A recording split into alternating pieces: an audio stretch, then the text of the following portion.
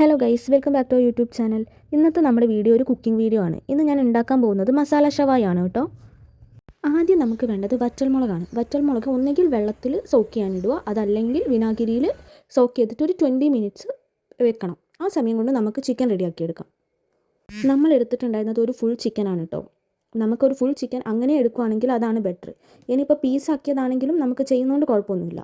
And ചിക്കനിൽ നന്നായിട്ട് whole ഇട്ട് കൊടുക്കുക, അതേപോലെ വരച്ചു കൊടുക്കുക. എന്നാൽ മാത്രമേ ചിക്കനിൽ മസാല നന്നായിട്ട് പിടിക്കത്തുള്ളൂ. ഇനി നമുക്ക് ചിക്കനിലോട്ടുള്ള മസാല റെഡിയാക്കി എടുക്കാം.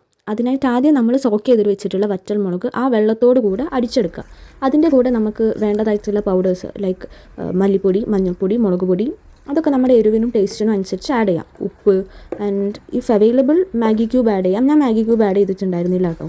മാഗി ക്യൂബ് ആഡ് ചെയ്തിട്ടുണ്ടെങ്കിൽ കുറച്ചുകൂടെ ഒന്ന് ടേസ്റ്റ് കൂടും. സോ മാഗി ക്യൂബും നമുക്ക് ആഡ് ചെയ്യാം. നമ്മൾ ഈ ചിക്കനിൽ മസാല തേക്കുന്ന സമയത്ത് ഇതിൻ്റെ നമ്മൾ ഈ കീറി വെച്ചിട്ടുണ്ടല്ലോ ആ ഏരിയയിലോട്ടൊക്കെ നന്നായിട്ട് തേച്ച് കൊടുക്കണം കേട്ടോ. അതിനുശേഷം കുറച്ച് നേരം ഓവർനൈറ്റ് പറ്റുവാണെങ്കിൽ ഓവർനൈറ്റ് വെക്കുക. ഫ്രീസറിൽ വെച്ചതിന് ശേഷം നമ്മളത് കുക്ക് ചെയ്യുകയാണെങ്കിൽ നല്ല ടേസ്റ്റാണ്. എനിക്ക് ഓവർനൈറ്റ് വെക്കാനൊന്നും ടൈം ഉണ്ടായിരുന്നില്ല. ഞാനൊരു 20 മിനിറ്റ്സ് മാത്രമാണ് വെച്ചിട്ടുണ്ടായിരുന്നത്. അതിനുശേഷം നമ്മൾ നേരെ കുക്കറിലോട്ട് ഇട്ടിട്ട് ഒരു വിസിൽ, ഇവിടുത്തെ ചിക്കൻ ഒരു വിസിൽ മതി, ഒരു വിസിൽ വരുന്ന വരെ വെയിറ്റ് ചെയ്യുക. അത് വന്നതിന് ശേഷം നമ്മൾ പാനിലിട്ടിട്ട് ജസ്റ്റ് ഒന്ന് രണ്ട് സൈഡും ഒന്ന് മുരിയിച്ചെടുക്കുക.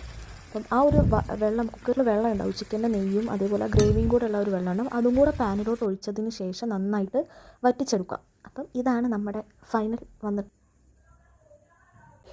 എങ്ങനെയുണ്ട്?